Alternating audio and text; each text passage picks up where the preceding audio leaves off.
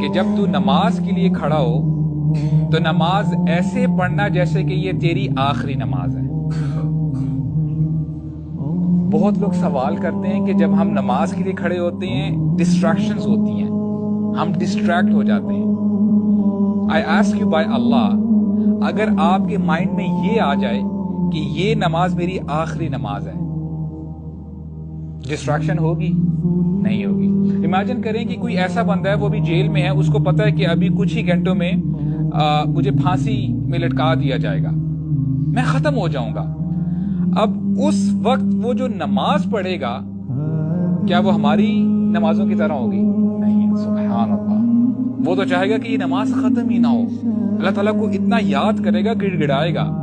تو یہ golden advice ہے ہمارے نبی کی طرف سے۔ عبداللہ بن عمر وہ تب کہا کرتے تھے when he was a teenager، ابھی جوان ہے، کہتے تھے کہ جب تم رات کو پالو صبح کا انتظار مت کرنا، اور پھر فرماتے ہیں کہ اگر تمہیں صبح مل جائے تو رات کا انتظار مت کرنا۔